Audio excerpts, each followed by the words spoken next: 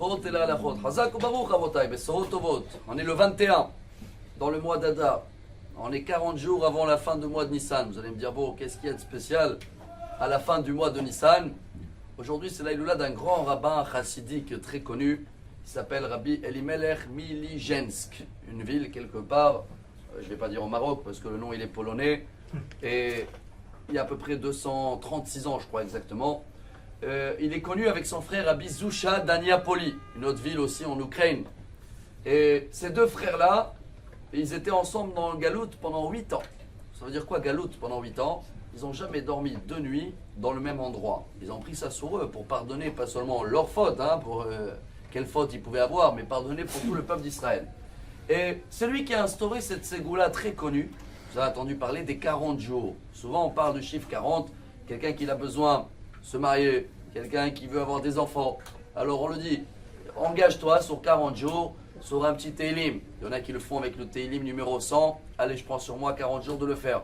Il y en a qui l'ont pris encore plus loin. Ils vont aller 40 jours au Kotel. Mais cette base de Ségoula, c'est lui, Rabbi Elimelech de Milijensk. Pourquoi il nous garantit que ça va marcher? Et peut-être c'est le message du jour. Il y a une très belle chanson en hébreu, qu'elle est connue, je crois que c'est Avram Fried qui la chante. Ça s'appelle Adraba. Et les mots, ils viennent de Rabbi Elimelech de Milijensk. Il marque dans cette prière, c'est quoi Adraba en français? Et pour encore plus forte raison,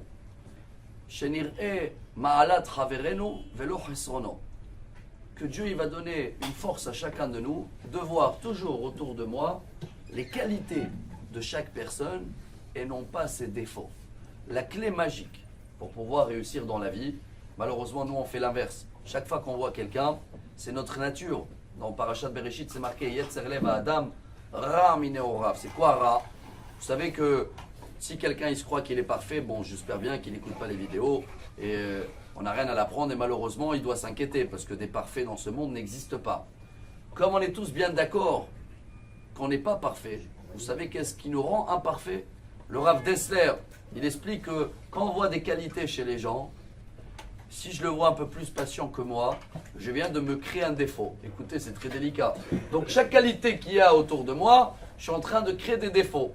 Est-ce que je vais réparer mes défauts en observant les gens? Non. Parce que malheureusement, ma mauvaise nature va chercher très vite les défauts chez la personne. Celui-là, le patient, là, je vais trouver qu'il est radin. Le jour que j'ai trouvé qu'il est radin, j'apprends pas de lui, ni sa patience, et ni d'être plus large. Alors comment on fait? Comment on répare nos deux traits de caractère? Bon, la vraie réponse, c'est la raison de se marier. La raison de ce mariage, c'est ça, c'est la réparation de traits de caractère. Mais le message d'aujourd'hui de Rabbi Elimelech de Milijensk, Rabotai, malheureusement, il y a des gens que, avant de chercher les qualités chez les gens, ils vont chercher les défauts et dans ce cas-là, ils ne peuvent pas avancer dans la vie. Parce que jamais ils vont trouver les défauts chez eux. Comme ils cherchent que les défauts chez les autres, il va se croire rempli de qualités. C'est la personne qui n'avance nulle part. Rabbi Elimelech de Milijensk qui nous dit ce grand message, c'est un message de vie, Rabotai. Si on cherche toujours les qualités chez les gens, automatiquement on voit qu'on a pas mal de défauts. Et on va apprendre à réparer ces défauts-là. Et au fur et à mesure, tu vas être partout, tu vas pouvoir te aider par les gens, parce que chacun y a une qualité qui peut te rapporter quelque chose.